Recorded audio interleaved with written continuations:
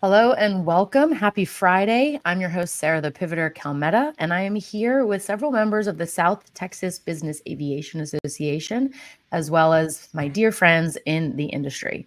We were thinking about what we wanted to do for our webinar series, and with BACE just around the corner, literally Jessica will be there tomorrow, we wanted to make sure that we covered some of the top tips that as a veteran going to shows, you might know, but inherently forget about or not know how to translate well for a first-time goer. So whether it's your first BACE or your 20th, be prepared to be entertained, get some valuable information, and look forward to next week with your top tips and recommendations. So great to have everyone here with me today. Jessica, Tracie, Adam, thank you so much for saying yes and having fun with me this Friday. Happy Friday. Yeah. So I'm going to just give a quick little intro. Most of the industry knows who all of you are, but Tracie, she's our VP of Global Sales and Inclusion with GGT WorldWise. She's a service professional with 19 years of business aviation experience, and she has been to many, many shows. We've had a lot of fun at them in the past and previous coworkers. Adam and I have also been previous coworkers. He's a 20-year veteran in the industry, and he's really known for helping operators understand and overcome challenges in the global regulatory environment. He is also a master at behind the scenes. We did take a selfie before we went live, so you can definitely expect to have fun with Adam here.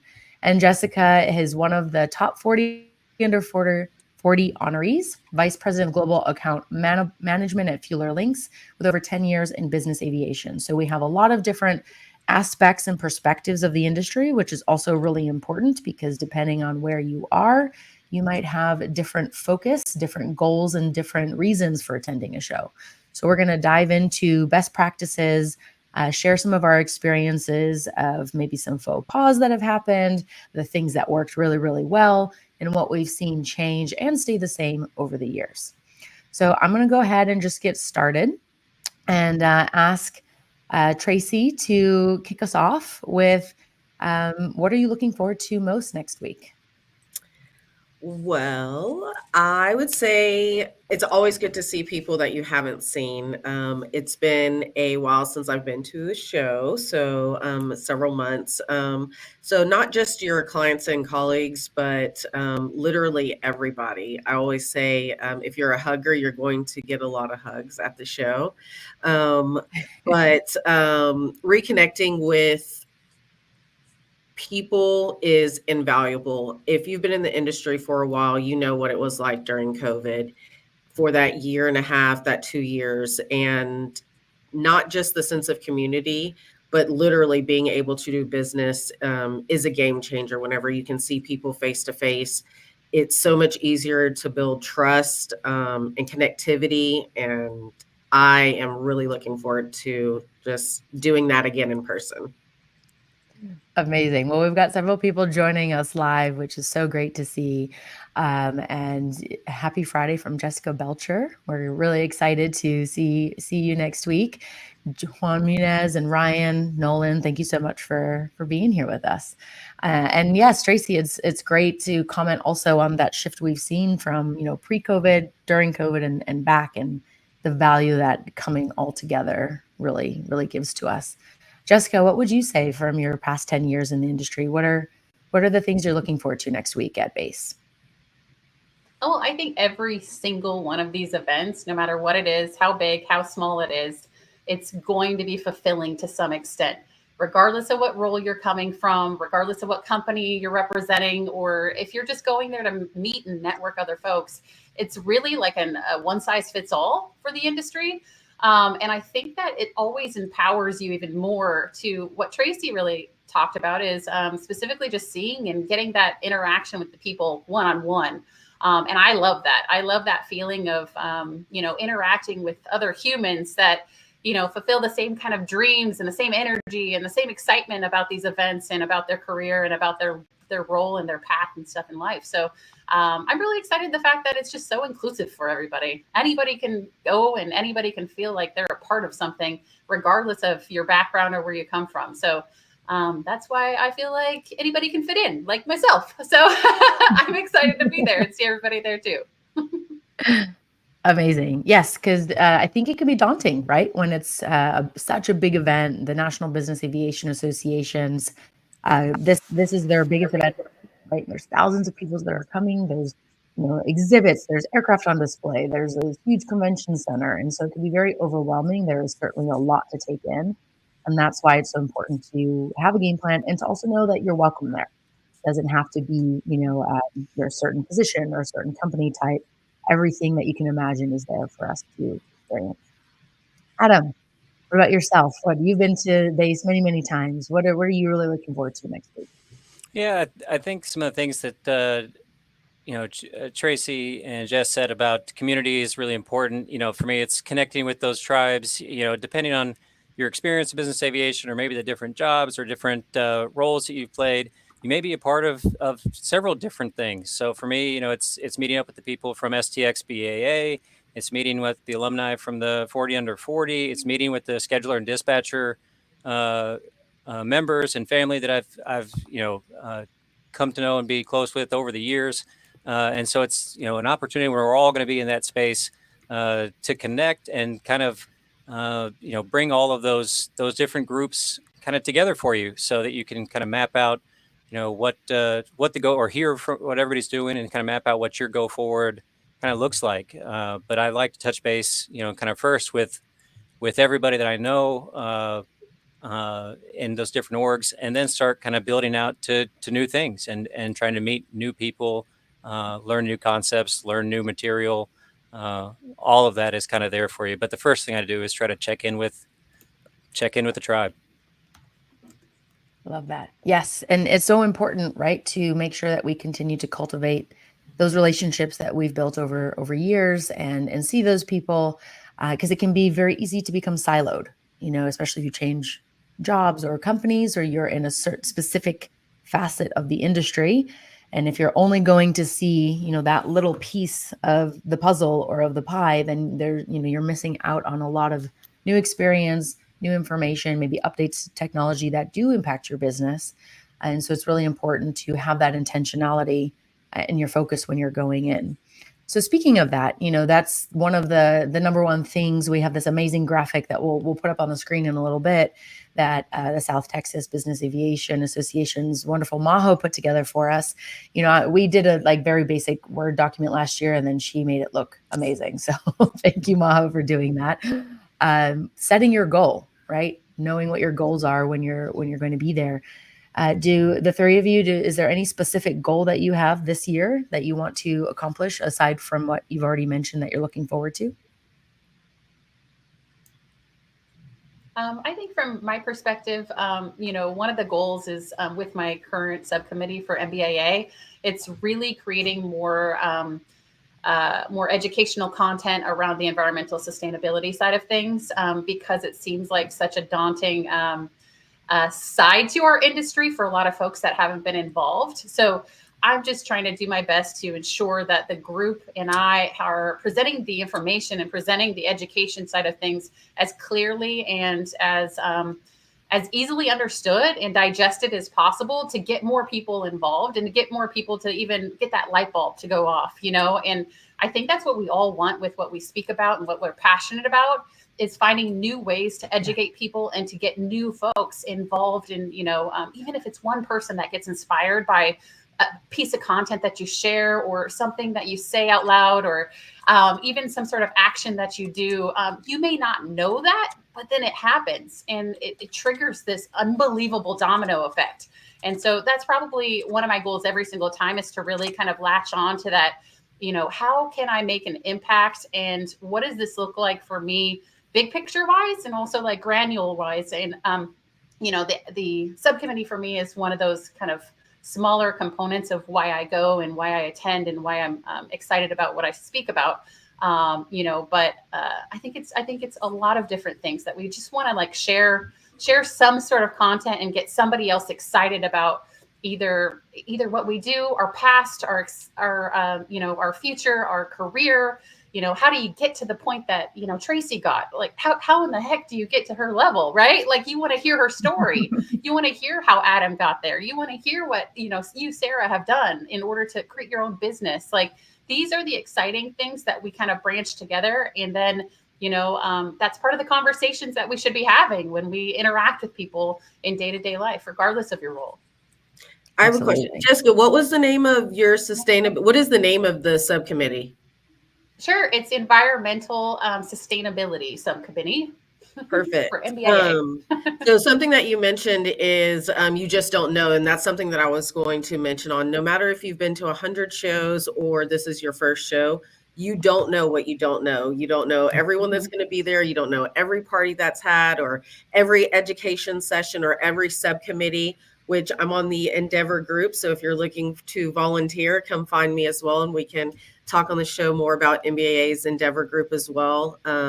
Making sure everyone does have a home in business aviation, but you really don't know what you don't know. So as a skill, we all should be able to ask for what we need, right? And Mhm. if you're going to the show, be able to do that in public, right? So that's something that I always do. Whenever you start out, you definitely need to ask for help, right? If you don't have a slot or you don't have a session going and your company's not presenting and you don't have a client that you're trying to see or a vendor or deal, where are you going? What's next? Is there a session that you're going to, right? Because you don't know every single thing that's available. I love going up to people and asking for help. So that's one of the goals that I have. I have being in a sales role specifically, there's targets that I want to hit. Some, might be hard to believe, but haven't gotten back to me, right? So I don't know if they're going to the show, but I really, really want their business, right? I really want to make that connection. I want to have valuable time in front of them, but I can't get in contact with them. So what do I do then? Do I just hunt them down? I'm just one person, but I know a lot of people, right? So what I always do is I always pick one person or one particular company in general that I think is going to be there. And I ask everyone that I meet or that I introduce, and as I check in with my tribe, as Adam said, I ask if they know if this person's going to be there, because if I share my goal with someone, more than likely they're willing to help me meet it. So that's something that I do specifically as a sales goal, as a sales target. It's very rare that if you ask someone for help, that they won't help you. So absolutely use your resources to that extent and just be willing to, ask for help, because we all need it. And I want to, follow up on that, Tracie, and it's, I guess when I say identify my tribes, I'm kind of jumping forward, right? I'm kind of thinking, okay, here I am after all this time, and I've spent time with these organizations, and I want to go back to, the first couple times you go.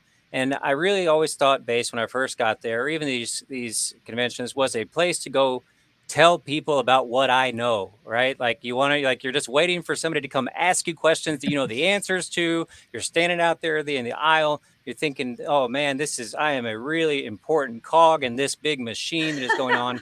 And what that will leave you is that will leave you wanting, right? That will leave you wanting for people to ask you stuff.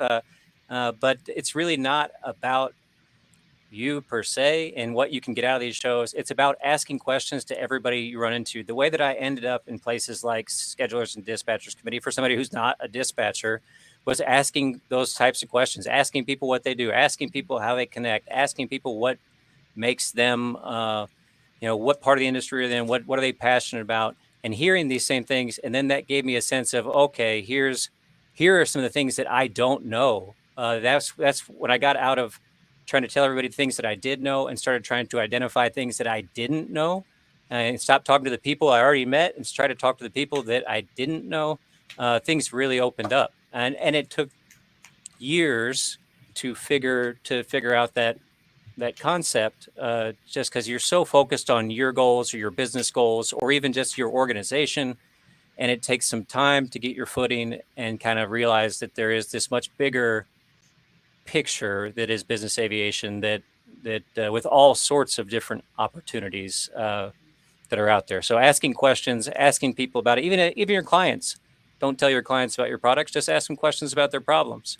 And then you'll get to your products eventually, hopefully. Absolutely.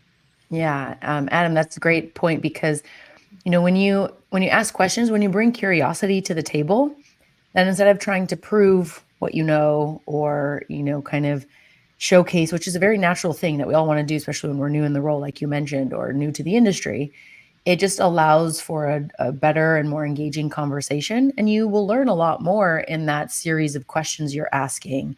than in any answer you could provide up front, because you might be thinking you're solving their problem or answering something that they need when that's actually not the root cause, right? There's always like reading between the lines of what's happening. So if you are asking questions, you're able to discern that, which helps with sales, which helps with actually, giving them the right product, not assuming that because we all know what assume means. for those of you who don't know, I'll type in the nice little math equation I always like to use. But when we can do that, we bring curiosity to the table. We allow for more engagement. And Tracie, what you mentioned about asking for help or just publicly stating what you want and what you need, that is so powerful, because other people don't know why you're there or what you're looking for. Or they might have an idea. Again, they're assuming, oh, Tracie, this is her job, this is her company, she probably wants to do this. And that might not even be your focus at all for this particular event. And so by stating, your needs, what you're desiring, I have a friend who's an aerospace engineer at NASA. She says there's the requirements and then there's the desirements of a design that they're working on. And I love that terminology, because we can have the things we must get done for our jobs, for, the focus, but what else do we desire out of this engagement, out of this interaction, out of this event? And then you can, reverse engineer from there. And I'm sure all of you have experience of saying something to somebody, and then all of a sudden it leads to that introduction or the job offer or like this amazing, incredible opportunity that you could have never found, right? Business aviation, a lot of times we create the opportunities because we talk about things rather than like, oh, it was in a listing somewhere and I'm going to apply for that. Would you agree? Huh? Who's got a really big story there? I'm sure all of you do. Would you like to share some of the naming, that desire or that need that you have, and then what that led to?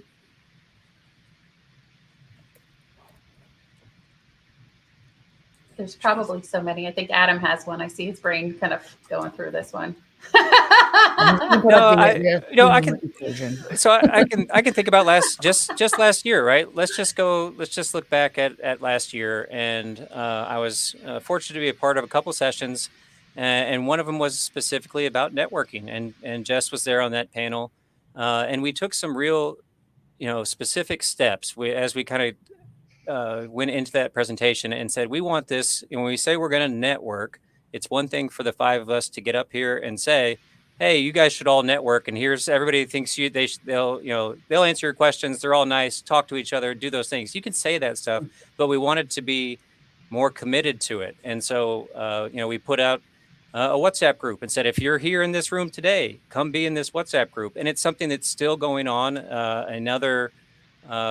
The Building Better Networks, bi-weekly that we do with that group has been a really great place to network and continues to get new members. And so we really went into that trying to be much more purposeful, that we weren't just going to spend 45 minutes with people and throw out generic things, but we were willing to commit our time and our future energy to staying a part of a group that we, to kind of, follow our own advice, that if you want these things to benefit you, you got to sit in the pocket a little bit. You got to stay with it. You got to follow up. None of it's about one amazing piece of advice that's going to spill the whole world open for you. It's about consistency. It's about doing those things, checking back in, growing those relationships so that when you need them, and we've had people in these groups who have, their employment situation has changed, they've moved, they've done all these things and have been able to leverage a community because they've stayed in the pocket, because they didn't just use it as that's some people I met at BACE and I'll see them again next year.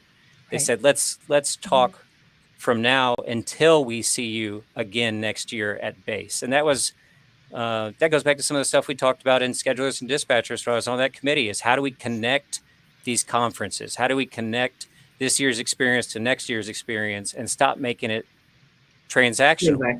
Nothing in business aviation, the transactional stuff in business aviation is going by the wayside, technology and all those things. And so much of the transactional mechanics of how we execute trips is going away.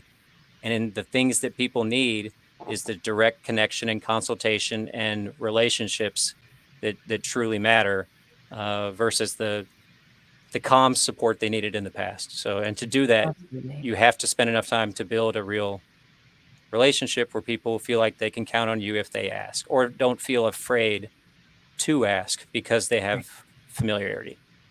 Absolutely. That psychological safety piece is so important. I mean, I still think back to 15 years ago when I was first dispatching aircraft, or I think it's more than that now, but it's weird to say, to wrap my mouth around almost 20 years. And I remember there was Kat. She worked for a fuel company and she was on top of everything. And I felt so great working with her that even if there was a competitor that was 10 cents more a gallon, I would still choose her, because it was easy to work with her. I knew if there was a change, it was not going to be a problem. Like, I trusted her. Everything just was smooth.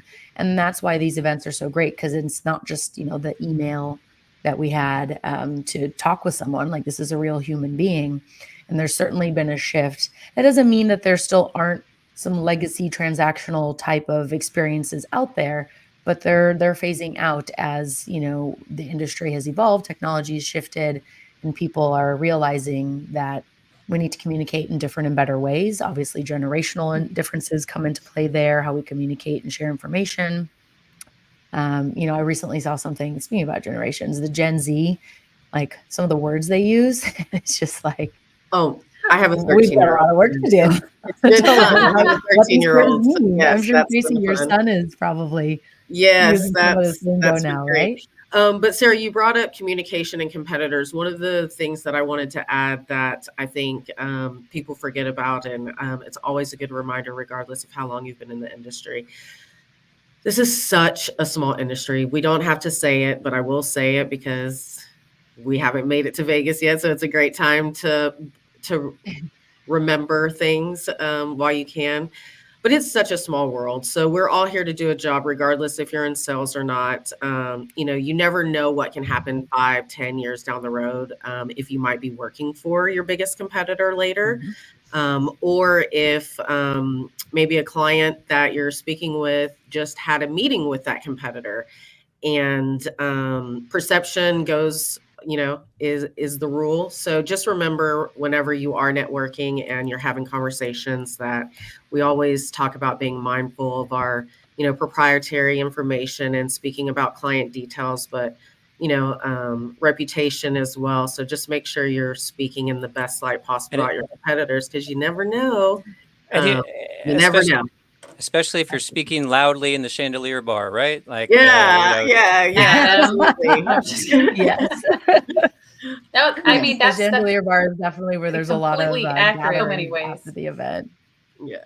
What'd you say, Jessica? I think my internet hates me. No big deal. But I could speak bad about my internet, right? I think that's like the biggest thing, is like maintaining your integrity of who you are and being proud of who you are when you walk through those doors, but also being proud of the fact that you're still the same person when you walk through there. You're not putting on a facade of who you are. You're going to be that same person. And I think that gets to me sometimes when people ask me like questions personally, like, are you always this happy, or are you always like this? Like, or are you just putting this on? I'm like, I don't know. Like, am I not supposed to be this? Like, I don't know. But then I'm reminded that like sales, everybody is doing sales, because in my definition, and what I learned is, this stuck with me. Sales is the transfer of enthusiasm. You're creating some sort of excitement or enthusiasm around whatever you're talking about, either what you do or what you're excited about, or something you're proud of, something that you'd like to share. And that's okay. And you should do it with full yourself, with who you are in a professional environment, which that means a lot to different people, right? Like, like it's all over the place, but it should always like get down to the fact of, the question that I'll ask myself is, am I proud of who I am when I just interacted with that person today? And if your answer is no, or if you're questioning whether you're proud or not, there's a problem. That's what you need to correct, because the relationships, I can't tell you, being in software, how many times I've interacted with somebody at a flight department that transferred over to a different role at a fuel vendor. And then that person transferred over from a fuel vendor to a scheduling program. Guess what? If I talked crap about any of those kind of entities along the way, they would know it. Regardless if they say it or not, they would know it. They would associate me with the person that said, you're the one that used to talk crap about that one, and now I work for this company, so now I'm going to secretly hate you in the back of my head. Do you know what I mean? Like, I mean, we all think it, but do we say it out loud? I mean, that's how it is. And so you should always be proud of who you're, like we're talking about, like, you know, kids and stuff to some extent. Like, you know, what do you tell your toddler? We're just all giant kids, though. Right? We're all giant kids that need some guidance and need to understand what the baseline is, which is, who are you? And let's be that person regardless of the situation and regardless of what environment you're in, right? Yes, absolutely. I had someone frame it to me as it's you Inc., right? And, you know, you're representing yourself in all these different interactions, and, you know, you just never know. I remember one of the companies I used to charter from when I was in my very first charter and sales job at JetEdge, like 1.0 way back when. Then when I moved to Asia, all of a sudden at Hong Kong Jet, they were now my colleague. So if I had been rude to them or whatever experience, or if they had been rude to me, that would have then created a very different dynamic there, right? And that just happens all the time. You're always, you know, going to be in the same rooms with these people at the very least, because we're going to the same industry events. But you want to be very careful of, you know, it's also that don't focus on what's going wrong, focus on what's going right, and focus on the solutions, right? If you're assuming and then, labeling them that way, now your picture is painted of like, oh, they're bad. But that's just a story, and it's just one experience, and that person, that entity, they can change. So we need to remember that we don't want, if we were in the other side of things, we would also want to be afforded the opportunity to be recognized that you're no longer that person that did that thing before, and you have, you know, grown, evolved, matured, and now you can, you know, you can be in this room and have a different type of experience. So that's a really great point, Jessica and Tracie.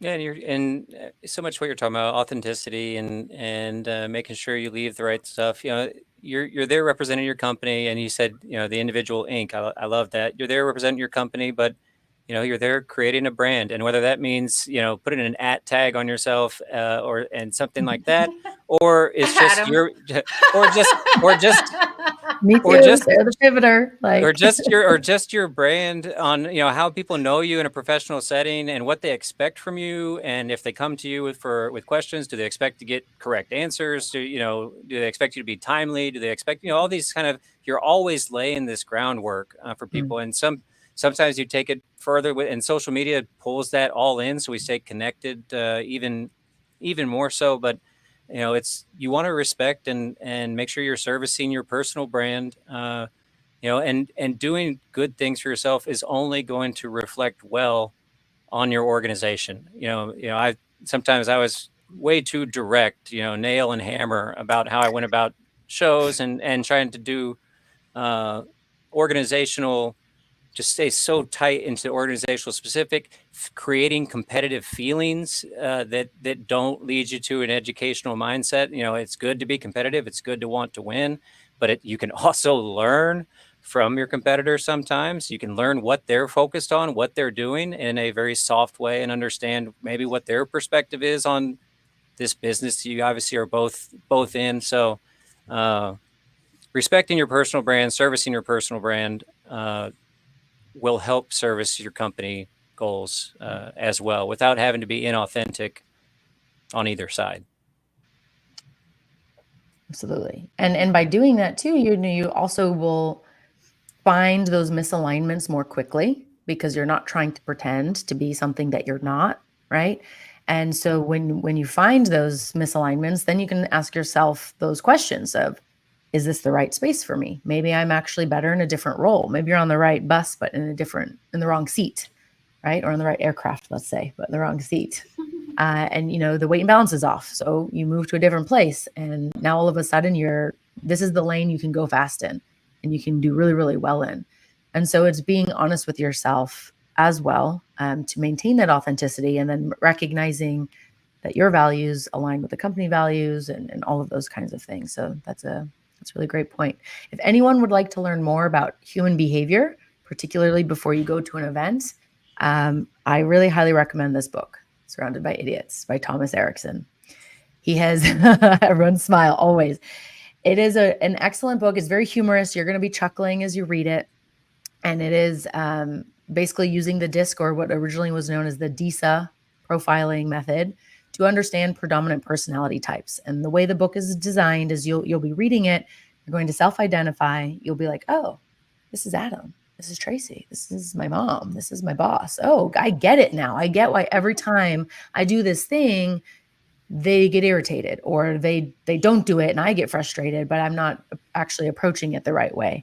And without having to force people to go take a personality assessment, you can understand how to start to change your communication. One of my biggest lessons was I'm very gregarious, I'm very outgoing.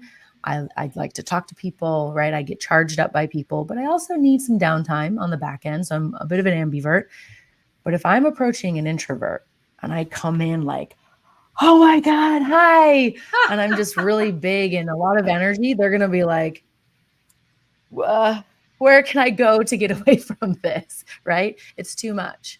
And so understanding that about people, and just, being able to be mindful about the way you interact, and also different personality types of individuals, or the company profile, right? The way you might interact with one company and their team, to their culture and their values, is going to be different than, a very different organization. They might be both manufacturers, but that company culture and way of communicating, let's say Jet Aviation and Bombardier, very different, right?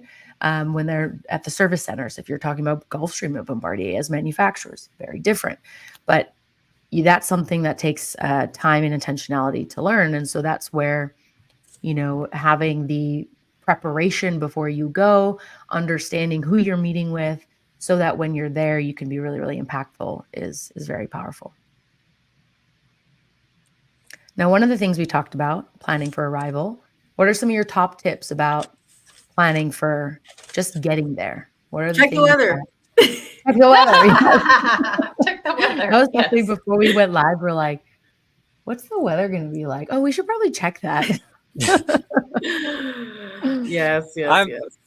I am not. So I'm definitely not the one to teach everybody how to pack before they go. I'm always the guy who's, at calling back and saying, hey, can you FedEx me my 50 business cards real quick? Because I didn't, it's always something. Or you show up with no socks. Luckily, Universal gives away socks at most events. So I end up sometimes just relying on company socks if necessary. But I'm not so focused on what needs to go in the luggage. By the time I'm packing that stuff, I'm already thinking about, what we're going to be doing when we're in Vegas. And so I think that's the excitement leads to always the one or two items that I definitely need, deodorant or something, the basic stuff that I end up there. You're so funny. I Without. love it that I'll bring an extra trip logistics representative here is the one, I know. So a checklist. You can have a checklist before you go of like the things that you need to pack that are going to be great. Business cards. What do they say? Those who can't do teach, right? I can give you some great advice about packing, but my luggage will always be out. Learn is to teach somebody else. So Adam is teaching himself right now that next week he should have business cards and socks and deodorant. That's what we're gonna. So everyone, when you go visit Adam, the BizAv guy, ask if he has those 3 items. There you go. But what else? So checking the weather, making sure you have your packing list, preparing for, let's talk about dress code and etiquette, while we're talking about packing. So what kind of dress code do we follow when we go to events? I know obviously everyone has a little bit of a difference, but what are the recommendations? I think, just keeping it comfortable and keeping it what you would say makes sense, right? Like, I don't think it should have like a hard edge line around it. I think it needs to represent your personality. And I think it needs to be something that you're comfortable being who you are in it. So if you have to hold back your personality because of something, I question that a little bit. So I may not be the typical person to give you that advice, but there's going to be different levels of what professional business attire looks like and what it feels like. I think being appropriate, like that word appropriate, just like you're not going to try to be ultra sexy when you're there as a woman, right? Like it's just, or a man, right? Like you want to, you want to try to just like be somebody that's approachable, that feels comfortable in their own skin, and that you have some kind of representing your brand, your own brand, just like what we were talking about, the U Inc. Right. You know, and the comfort part is really important. So. Well, there's so many Absolutely. different, There's a lot of ground to be covering. so many different venues at base, right? So many different, so you have to bring a little bit of everything when you're packing, right? Because you might have some stuff from your company. That's true. Your company might say, hey, on Wednesday you're wearing this shirt, so everybody has to remember that on Wednesday we wear Pink. that shirt, right? But then if Yeah, you're pink is definitely right, pink. and if I'm presenting, I'm definitely going to wear a suit if I'm going to present. Now that I'm older, even if I'm wearing a suit, I'm definitely going to have sneakers on. I'm old enough and Vans for experienced life. enough not to have to wear uncomfortable shoes anymore. So that's a thing for guys too. It's not just women. Absolutely. We want to have comfortable feet too. But you have to look at what does the day look like? What does the professional day look like? What are you planning for the night? Are you going to a party? Are you invited to parties where cocktail dress might be appropriate in Vegas? You really have to think about all of these different things, because it's just 3 days, but you may have 4 wardrobe changes depending on Right. the different people you are meeting and the different venues you show up at. And like we said with the weather, right? We're also going to a desert climate specifically for base. So it's going to be warm. This is your weather report. It will be in the 80s during the day and in the mid 50s to 60 at night. And that could all change because who knows what Mother Nature will do, but definitely having layers. Usually the inside is very well air conditioned. So having, a blazer, a scarf, just something that even if you just put on your lap, something that will help you.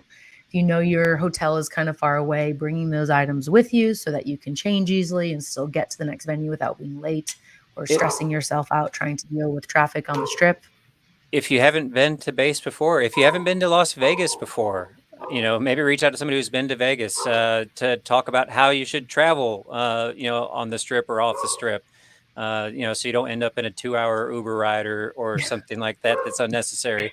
Like if you haven't been to Vegas to know how to get around that town, you can lose a lot of time. So doing a little bit of research about where you're going to be staying, looking at a map, where is that in regards to the strip, because so many of the events that people have after hours are going to be on the strip. You might be staying off the strip, which could mean you can take an hour to get there. You think it's all very close, but it can take an hour and a half sometimes to move a few miles in Vegas. So or other even things if you're to think walking, about if you want to make sure you get there, right? Yeah, even if you're walking, I thought, oh, this is 0.8 miles. Great. I can get there fast by walking. But I had to go around. It's not a direct line, right? You go under and around and this. And I ended up taking, it would have been about the same in a car, but then I was all sweaty. And I was like, so that did not work. So really understanding the lay of the land, that's absolutely very important. And there's a new conference center, right? They've added, I think we're going to be, so even if you've been to Vegas before and are familiar with that space, now the conference center itself has changed and people will be in different places, and that'll be something new for even veterans to learn. Yes, absolutely. Double checking the address, not making an assumption that you know which convention center it is and where exactly, that's also really important because it can be a simple little thing. It's like, oh, well, the last time I was here, this is where it was, right? And then you arrive and you're like, oh, I'm at the wrong venue. And so that's something that I've certainly experienced too, because, I was in a rush. Rushing is not great. I put it in my Uber app, just kind of selected the first thing, didn't realize there were multiple that I needed to look at, and I ended up being on the wrong side of town. One time in Tennessee in Nashville for schedulers and dispatchers, I took an Uber from the front side of my hotel 15 minutes to the back side of my hotel because the restaurant was actually connected to the hotel. But I was struggling, I was scrambling, and I just put it in there and do it. And this guy, he should have told me no, but anyway, he gave me a 15-minute ride to the back of my hotel. That is funny. I wonder why he did, he's probably just amused, okay, well. He's like, this is an easy fare. Okay, no problem. But the point is, if you're making an agenda and you've outlined all these things that you're definitely going to be at, and then you only give yourself 5 minutes between them, then you're probably not counting on Vegas transportation time, right? Or the time it's taking you to get from one convention center to the other convention center and back. Even just walking between convention centers takes significant time. So or build your booths, booths, regardless of where you're at. Yes. You people stop you and they say, hey, I like your outfit, or hey, I haven't seen you in 5 years, or hey, Right. tell me about your product. I was meaning to connect with you. I saw you on LinkedIn, or I did this to this. And you get 10 of those in the matter of 7 minutes. So if that's happening, you have to allocate the time necessary to get from point A to point B, regardless of where it's at. Yeah, absolutely. And so Experience. that's something I'd like to touch on too, the overbooking, right? Because, you know, it's important to have your agenda. What are the key events you want to attend? Do you want to see the keynote? When do you need to be at your booth if your company is an exhibitor? You know, are there workshops that you want to go to? A lot of the workshops are the credit for CAM, right? And that type of thing. So making sure that you map it out, but don't over cram your schedule so that you're constantly rushing between things and you're not able to be present with where you're at. I think that's point number one. And then point number two, Jessica, I love that you said that, because last year I had an experience. I was walking with Michelle Mace Curran, and she was the keynote at Schedulers and Dispatchers. Don't do that. And we literally, I think Adam probably watched us for about half an hour. We went from like one side of the Universal booth to the other side of the Universal booth in 30 minutes. Like we couldn't walk beyond that distance because everyone just kept coming up and talking, or, you know, someone would pull me over there and then she's waiting, and then like it just kept happening. So that's something to really account for. And I think choosing your must-dos, the things you really want to see, and then the rest is, you know, a bonus. And then I have my final tip. You need to schedule your lunch, because all of that, right? That was going to be my last tip. What, You eat? need to We're supposed to schedule- eat there? Exactly. Throw something in your purse, put a Food? snack. It'll be a little chilly. So guys, you'll have a jacket, throw a Z-bar in there or something to snack on, a protein bar. But it's important for the, not just refueling, but it is going to energize you. It's going to stop those crashes. It's going to help you. The more you put in, the more you get out of your body. So we do need to be mindful, and it doesn't mean you have to stick to it, but at least you're going to get a reminder that you do need to be consuming some type of additional hydration and protein and fueling. So Can we, definitely like, try to expand schedule on your that? lunch. We Yeah, need to expand on that a little bit more, because like that is a perfect point. People don't put enough energy into their personal well-being and their health and wellness when they're at these events. And I gotta say, like, I have developed a plan of what I refer to as my special plan, where I do usual Irish exits, is what I believe somebody told me that they are. When you're at events, they continue on, right? Like there's no stop. There's like an event here, and they're expecting you. They want you to be there. Maybe it's a part of your business requirement. Maybe it's a part of your relationship building. Maybe it's just because you're supposed to put your face there and you need to show up because you promised somebody you would. Well, you have to figure out a way to disconnect and then come back to your center a little bit. There's a lot of alcohol involved in a lot of these things, by the way. They offer you drinks at the convention centers. They offer you drinks at the parties. They offer you drinks everywhere on the street. Like, you will have so many different offerings of these opportunities.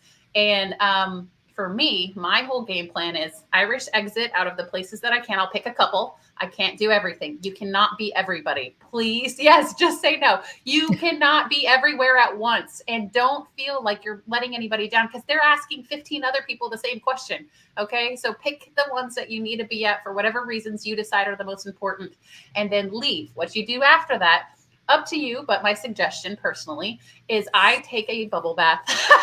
Yes. I bubble bath it out every single night of the convention, and I get to bed at a decent hour, because I know that I don't work the same way without full energy. And this conference, or all of these conferences, are they're expensive, and they cost your company or yourself money to attend. So don't like squander away that energy and that opportunity to build those connections because you're tired, you're exhausted, you're hungover, you're slept in, all of those different things. Why not replenish your body a little bit and do a, Irish exit there, come over here, get some relaxation time in, maybe talk to your kids, or, do those things that you would do to replenish your energy. Bubble bath. Yeah. That's one of my go-tos. And then just relax. And now you have nothing else besides just laying there and getting some good sleep, so you could be refreshed in the next day and go through it again.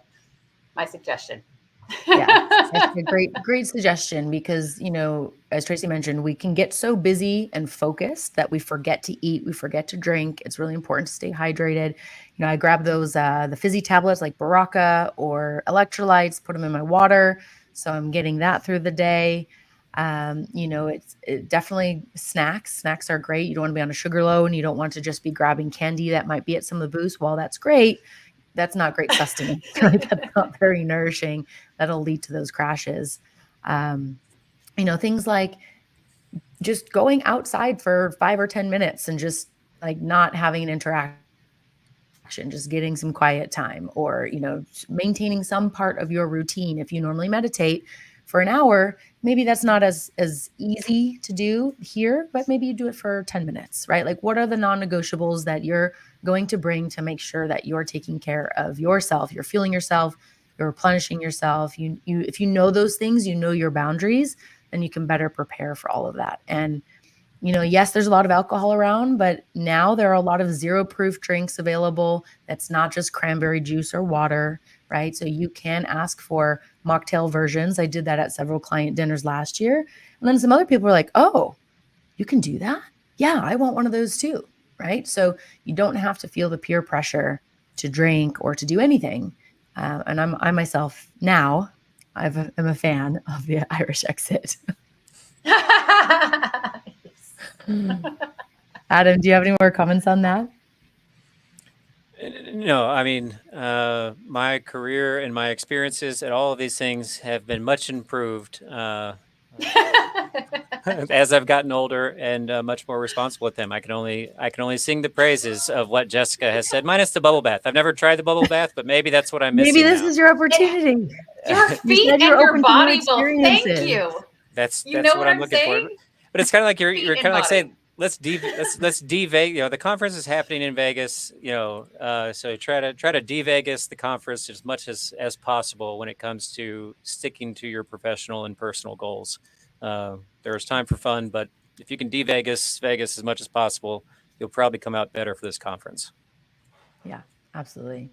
And that goes into knowing what your goals are and what your needs are, and just being able to have that plan.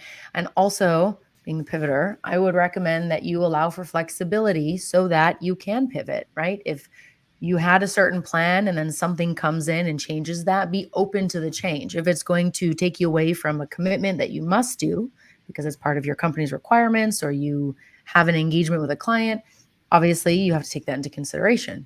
However, if then, your boss or your colleague says, you know what, it's okay, we've got a huge contingent going, you go to that thing and we'll divide and conquer, right? Be open to having those conversations. Again, ask for help, like what Tracie mentioned. And that will allow you to have more diversity in your experience, rather than stressing of, oh, I must stick to this game plan and there's no other way of doing it.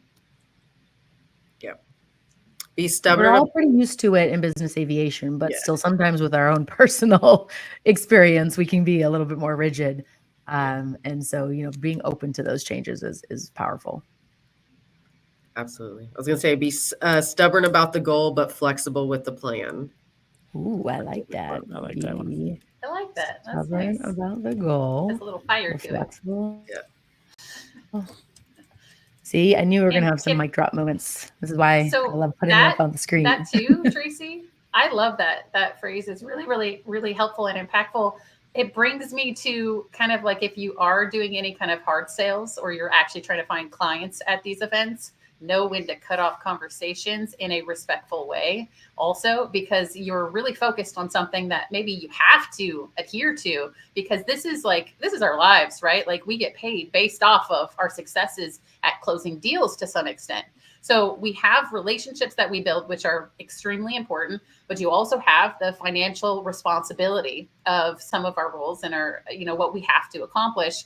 So I think also, in a respectful way, understanding how conversations are awesome, but you got to be intentional with those conversations to a lot of, respect, asking those questions and having those really awesome conversations, but also knowing that sometimes the other person doesn't know how to cut it off. And you have to figure out a good way to transition it so that they could also get the best out of the trade show, right? Because you got to allow them to find what they need. So it's not just about you.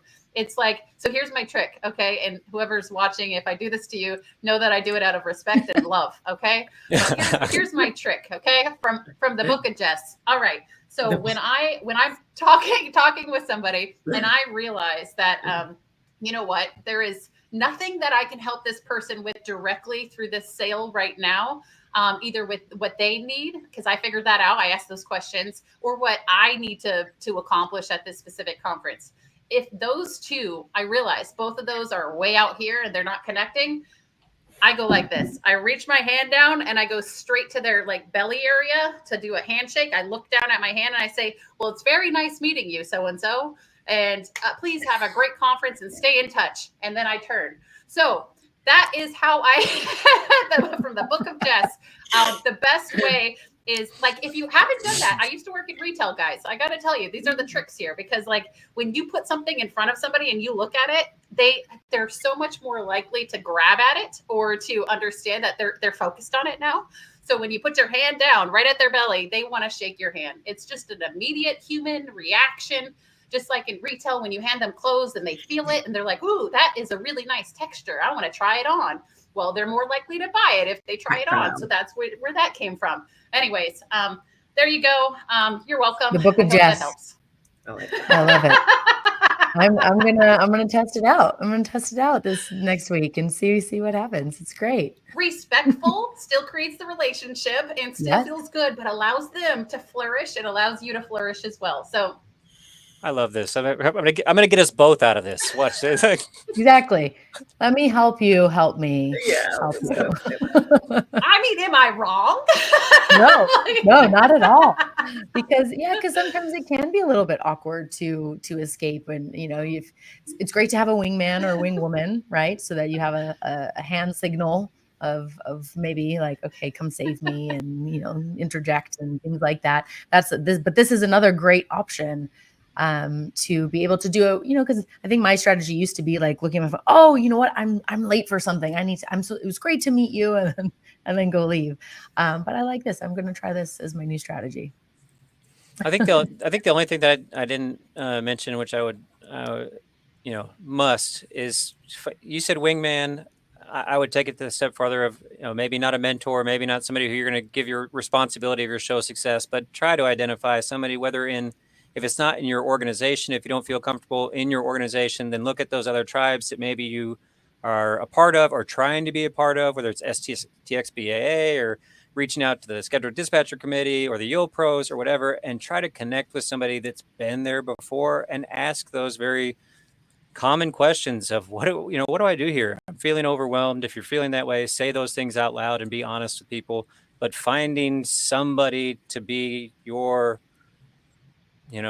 experienced person to bounce some ideas off of, or say, is this a good plan, is paramount, and certainly helped guide me in the right direction over the years. Well said. And it's also this, since we're doing the mentorship webinar, right? This is a great opportunity next week to be a mentor and to be mentored, right? The asking for help, the giving, being present with people and answering those questions for them. Or if you see somebody like that looks lost or overwhelmed, going up and just saying, hey, are you okay? What can I help you with? Right? Those kinds of things can go a really long way. And it's, that can change somebody's entire experience of the event, including yours. So I think that's a really great point, Adam. And to, again, not just make it your normal show bestie, but someone else that you might be able to co-collaborate, co-create with. Yeah, use those resources. When you talked about, like, let me help you or let me get through that, you don't have to pretend you know everything. It's literally like in this example, NBAA has an app. So you can actually just Google it really fast on their app, like type it in or go to the session and be like, oh, it's booth number XYZ. Here you go. This is all you need. Just download this. And then you move them in the right direction, and then you move in your right direction. And it's like, wow, you just helped somebody feel better about it.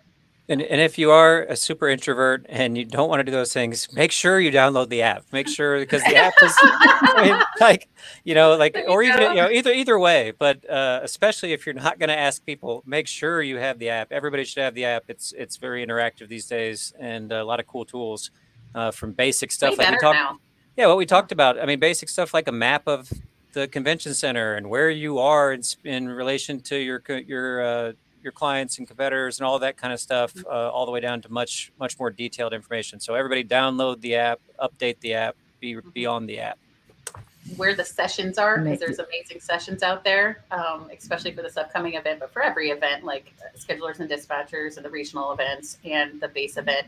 There are so many education sessions that if you're able to pop into, like being able to do that, if that's not your full-time objective there, being able to find one and make a cause, for why you want to go in there and learn more. It's something that you've never heard about, or it's something that you just are interested in knowing a little bit more. Those are great opportunities to get really heavy, awesome educational content for you just showing up at an event. Absolutely. And remember, you're there for a reason. Don't go to a workshop or educational event and then just work on your laptop or phone the entire time. Actually be really present with the material that's in front of you, because you're going to learn things. You're going to be able to talk to the people next to you. And especially, like Tracie said, if you're going to that session to maybe talk with one of the speakers at the end, but you've been disengaged the entire time and on your phone, that will impact your interaction with that person, because it is rude to the speakers to be not paying attention. So being very mindful about that fact. And if someone is giving you any BS about it, you can say, well, you sent me to this conference to be here and to accomplish these goals. And that's what I'm doing. And so we have a team that can take care of that, right? And so making sure that that's also set up. I know I was running a session that Adam was in, and we were talking about being present, and he put his phone away, and then something actually quite significant occurred. We had there was a tornado warning like hit me from while it was a be present session. That was what made it so funny. It was a session literally about putting your phone away and being present, and we did that. And then within a couple minutes, my pocket started going crazy, and it's my wife. It's everybody saying there's tornadoes near the kids' school. Are you watching this? I'm like, I'm not watching this. I'm being present here in this room in Vegas, or in Nashville, wherever we were. And I was like, I'm trying to be present. But anyway, it was just funny that the only job was to be present, and of course, life happens. Yeah, Yes. and it does. And sometimes Absolutely. you have to check and then go back, right? So. And that's what Adam did. And you said that you were right? more calm through it, right? Yeah, tornado passed. Yeah, I saw it. I was like, okay, now we're good. Now everybody's just good thing I'm in this room, because now I got 30 minutes to decompress from that stress. Yes, absolutely. Now, I believe many of you are speaking at sessions. Can you just tell everyone what your session title is, the time, the room, so they know where to come? It's obviously in the app. We've told you to download it, so you can look it up there, but we'd like to hear when your session is. So Jessica, are you speaking this year? I'm looking up the session room. Sorry, give me 1 second because I didn't have it available. Tracie, Adam, do you guys have sessions as well? I don't have a session this year, but you can always come see me at Universal booth 3841. Okay. I do not have a session, but I'll be there at the Women in Corporate Aviation booth, and we will be doing our scholarship presentation. So that's exciting. And you guys can come and join us there as well. So we'll be presenting, keeping people in the industry. Awesome. Love that. And scholarships, can I tell you, there's so many scholarship opportunities at these events, and there are not enough people to fulfill the applications for these scholarships to some extent. So if there's anybody on this call that's brand new, or that's not even brand new, that's just looking for, some advancement in their career, there's scholarships for CAM development. There's scholarships for schedulers, for dispatchers, for pilots, for any industry you could think of, any part of our industry you could think of. There's probably some sort of either monetary or educational scholarship that you can actually take advantage of. And you would be surprised at the low numbers of applicants that actually apply for these.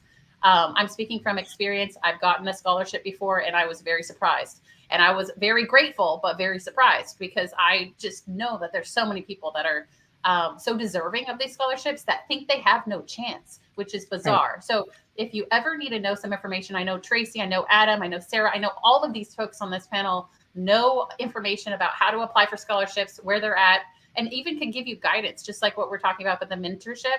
If you have any question of, hey, can I do this? Or maybe I'm looking at my dispatcher's license, or maybe I'm looking at becoming a pilot, or maybe I'm looking at this side of things, just come to one of us. Like it's totally inclusive too. Women in aviation, you don't have to be a woman, by the way. Like you can join the organizations and participate and be there. And it doesn't mean you have to be a specific gender identity. Like it's crazy how people just are so boxed in and they think that they have to be something in order to participate, and you don't.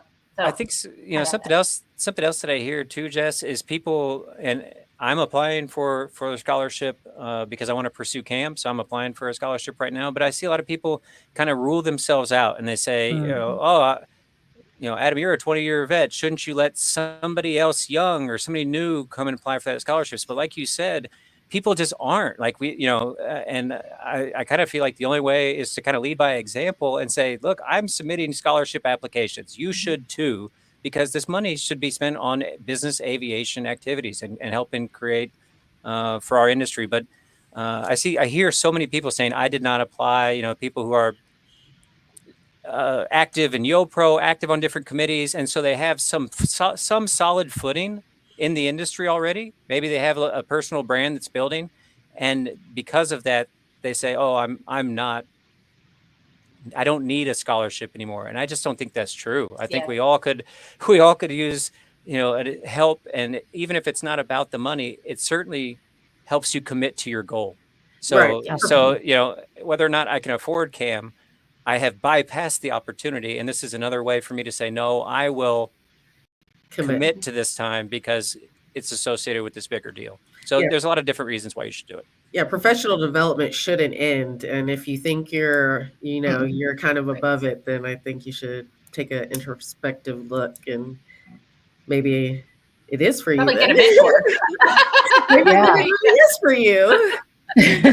Maybe you need it more than the rest of us. No, I love what you said, Tracie. Self-development, education doesn't end. You know, you don't just graduate high school or university or finish flight training and then you're done, right? There's always continuing education. There's always recurrent. There's always things that change and evolve. Technology is vastly different than when it was when we all started in this industry.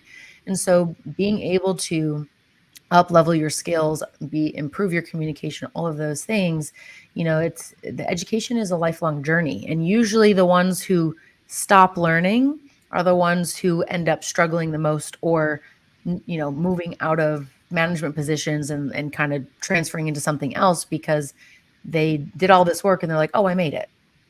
And then they stop doing the work. But that work is part of the process, right? So it's always they're about bored and they fizzle out. Exactly. Well, and it's the same thing with life cycle with a business, right? There's like this whole life cycle. And if you're up here and you're like, oh, we're great, we're winning business, we've got clients, we don't need to invest in training for our team. We don't need to do these things. Guess what? You're not going to be up here for very long. And eventually, you know, you're going to ride that slide down and other people will surpass you. So that's applicable for you, Inc., as well as organizations. So hint, business aviation companies invest in your people and the training. And invest in yourself. Be very direct about that one. Part of your pre-planning for the show should be you investing in yourself and making that a priority as well. Exactly. And you know what? Why we're doing this whole webinar is because a lot of times people think about, we all talk about return on investment, right? Yes. Okay. I'm spending this much money. What am I getting back in return for this? I would like to invite everyone to create your own ROI. You know, you might be going for reasons with your company, but what other ROI can you make for yourself, for your company, for your business, and return on energy, right? Speaking about nourishing ourselves and making sure we're ready to go, what return on energy are you going to be getting? So that's going to help you frame leading in what the best thing is going to do. Now we're running out of time, but I would like to ask a final question because I think this is an important piece of events that a lot of people forget about. What do you do after the event is done? Sleep. Well, that too. Sleep is the ultimate performance I mean- enhancing drug. Everybody. I can't recommend it. 10 out of 10. Would recommend. Definitely one of the most important things. I would say immediate follow-up is like hands down one of the most like successful thought processes that I have had from these events is if you don't immediately follow up and remind them who you are and connect with them on LinkedIn or like send them a note or give them a call and say, oh my goodness, Sarah, it was so nice to see your face in real life. And like, please do reach out and just continuously, make sure that they're aware of who you are, how you connected them together. So in a lot of my emails or in a lot of my correspondence, I'll put something together where I'm keeping notes in my head or on my phone during the event. And as soon as I talk to somebody, I want to remember certain things that really, really captured me about them. Either they were really excited about skydiving or, you know what, they were offering to help me with my pilot training or whatever, like something that really clicked with me so that I could be like, hey, Sarah, thank you so much for coming by and telling me about your passion about skydiving. Like, I would love to hear more. I also understand that, you might have interest in XYZ and, go from there, right? Like, why not? It's the relationship and it's the follow-up. So, and unpack. Unpack is a good thing to do as well. But, yeah. Yes, don't just leave your suitcase there for a week or a month. Unless you're traveling a lot, maybe you keep some things in the suitcase, but About take that. do your laundry, all that kind of stuff. Another thing to Jessica, to your point, I love the point about remembering little bits of information from your conversation, taking those notes for yourself, because one, that's also going to help you with remembering their actual name. I used to be very good at remembering all these details about people, and then it'd be their name. And I'm like, your son plays soccer and you graduated from this school in this year and you know all these things, but like you're a Tom, I don't know, and so like really the person's name is the most important thing. But what I started doing is I would take a selfie with the person. So when I save them in my phone, I can remember what they look like. Yes, we have LinkedIn, but not everybody, believe it or not, has LinkedIn or puts a up-to-date photo there. So taking a selfie with someone also helps me remember like the moment that I met them and, like things about our interaction. So that was another little thing that I started to do. For me, it's just it's looking at that plan. So if we made a plan and said these 3 things were important, reconcile it when you get back, even if it's on the plane ride home the next day. Did we do those 3 things? If we didn't do those 3 things, why didn't we do them? Are they still important? Are they not important? And try to give yourself some action from there. It's the same with just following up immediately, so that you don't lose your momentum. You can really build a lot of momentum. You can make a lot of impact on people, and you want to be able to continue that between shows, between conferences, between fly-ins, between regionals, whatever, before the next time you actually get to interact with that human, right, Jess? You want to keep those touch started points. The fire, let it burn.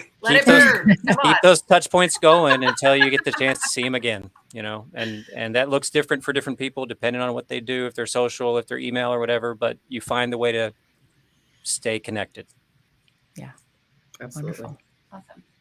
Well, thank you everyone so much for spending this morning, afternoon with me. This is great. I had a lot of fun. That's another point. Have fun next week or at any event that you go to, right? I'm looking forward to seeing all 3 of you, and I appreciate you sharing your wisdom and your top tips with everybody. And for those who have been watching, if you'd like to join the Building Better Networks, you can message any one of us. We're in there. We can share the invite link with you. There's also an STXBAA group. We have a graphic with some of these tips there. So if you want to download a photo and have it easily accessible, just send us a message and we'll all be happy to assist. And please come to the the Sustainability Game Show that we're doing on Tuesday at 11 a.m. in the West Hall room W232. I will be your host for the game show. So if you don't know anything about sustainability in business aviation, you will find that we have a panel of experts there, and we would be happy to share some really fun things and prizes. You will actually be incentivized to come to this event at 11 a.m. on Tuesday. So please look it up. Anyways, I found the information, wanted to share that. So yes, thank you. And I will also be speaking on, do you have a career or a purpose? So if that's something else that you're interested in, room W233 at 1 p.m. Pacific time on Tuesday as well. So we're looking forward to seeing all of you. Make it a great event and have a wonderful weekend. Thanks, everyone. Thank you, everybody. See ya.